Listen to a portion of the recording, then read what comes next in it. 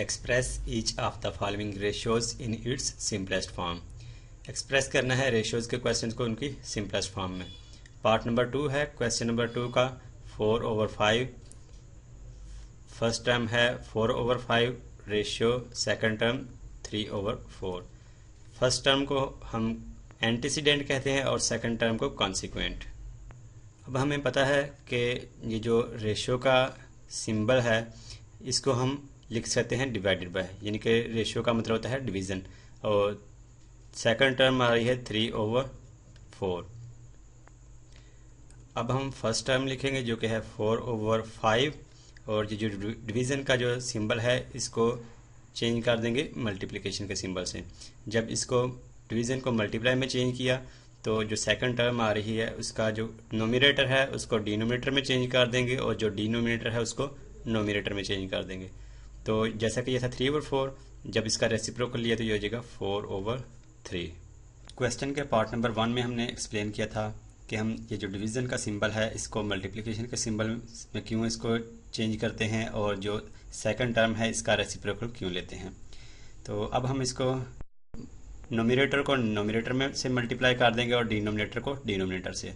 तो 4 को 4 से मल्टीप्लाई किया तो जाएगा 16, डिवाइडेड बाय 5 को 3 से मल्टीप्लाई किया तो 15।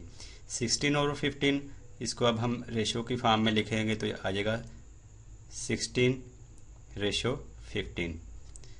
आगे है पार्ट नंबर 3 क्वेश्चन नंबर 2 का। इसमें एंटीसीडेंट है 5/6 रेशियो, और जो कॉन्सिक्वेंट है वो है 7/10। 5/6 रेशियो का जो सिंबल है इसका मतलब है ये कि डिवाइडेड बाय, हम इसको डिवाइडेड बाय भी लिख सकते हैं 7/10।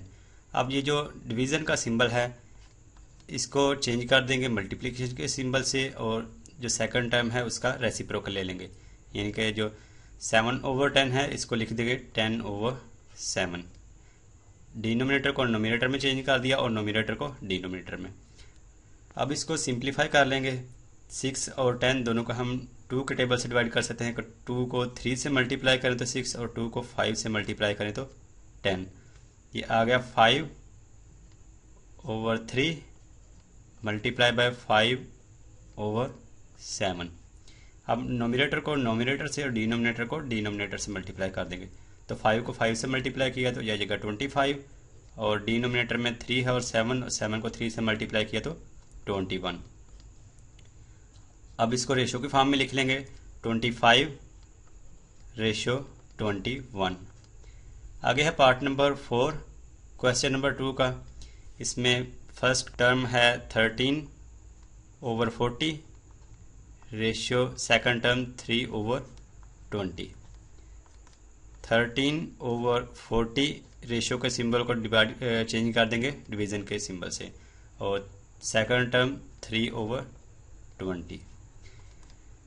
13/40 अब जो डिवीज़न का जो सिंबल है इसको चेंज कर देंगे मल्टीप्लिकेशन के सिंबल से, और जब डिवीज़न को मल्टीप्लाई में चेंज किया तो जो उसके बाद सेकंड टर्म आ रही है उसका रेसिप्रोकल ले लेंगे, यानी कि जो नोमिनेटर है उसको डिनोमिनेटर में ले जाएंगे और डिनोमिनेटर को नोमिनेटर में। तो ये 3/20 है, ये आ जाएगा 20/3।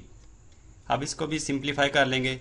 21 टाइम 20 और 22 टाइम 40, ये आएगा 13/2 मल्टीप्लाई बाय 1/3। नोमिनेटर भी आपस में मल्टीप्लाई हो जाएंगे और डिनोमिनेटर भी आपस में मल्टीप्लाई हो जाएंगे। 13 1 टाइम 13/2 3 टाइम 6। अब इसको रेशियो के फॉर्म में लिखेंगे तो ये आ जाएगा 13/6।